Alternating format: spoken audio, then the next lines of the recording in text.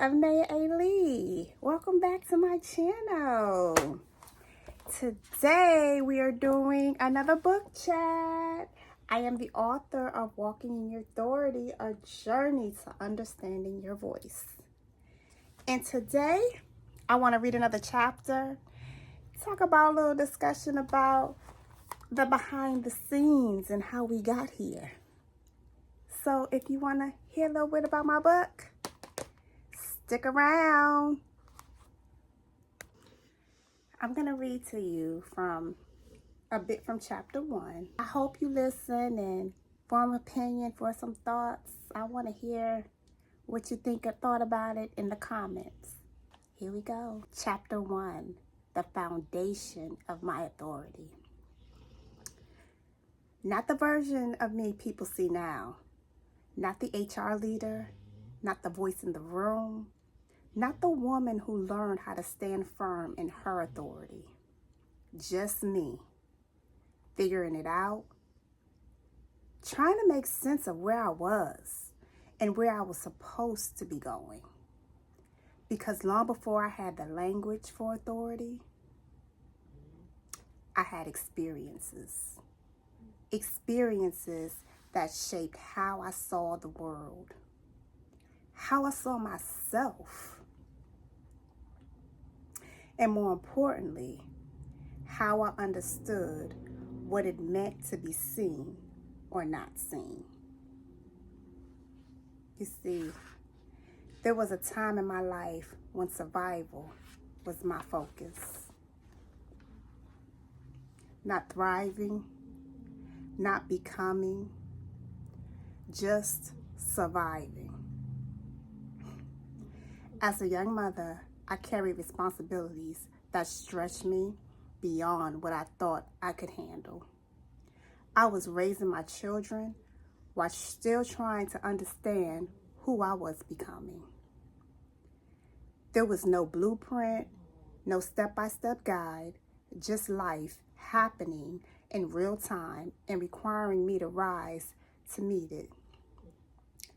I learned early what it meant to show up, even when I was tired, even when I was uncertain, even when I didn't feel ready. Because I didn't always have the option not to. Working, going to school full-time, raising 3 children. It took everything I had. There were days I gave everything to my responsibilities, to my children, to building a future I couldn't yet see, and still question if I was enough. Am I doing this right? Am I doing enough? Is this going to work? Because when you're in it, you can't see the outcome. You just keep going. Whew. I remember nights when everything finally got quiet. For the first time all day, I had the space to think, but I was too exhausted to gather my thoughts. So I created my own rhythm. I would run my bath and let the hot water settle over me.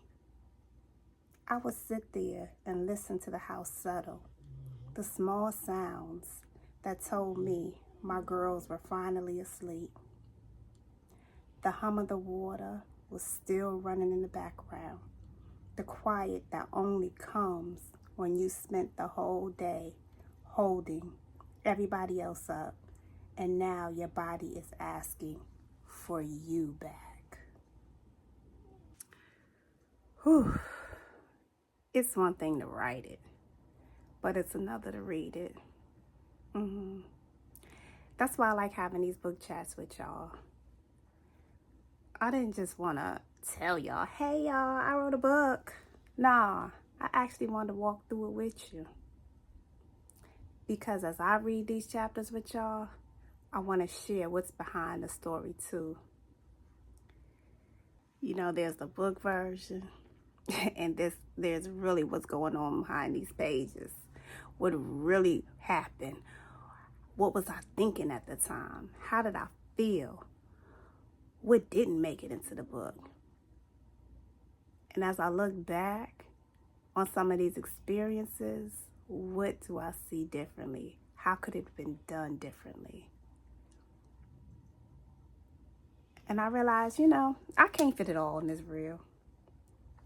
I can't. So I decided to go live tonight to have a one-on-one discussion with y'all on TikTok. So why don't y'all come over to TikTok and join me in this conversation, and we could chop it up. You could ask your questions in real time. We could have a one-on-one. What were you thinking when that bath water was running? What were you thinking when you were surviving? What were you thinking? All those type of questions I get asked all the time. If something I read in these pages made you think about your own life, your own experience, let's talk about it. Even if you don't have the book, come join us. I'd love to hear from you. In the meantime, drop me those questions in the comments. Let me get mentally prepared. Let me know your thoughts about what you've heard so far. I love your feedback. Thank you, aliens. Ta-ta for now.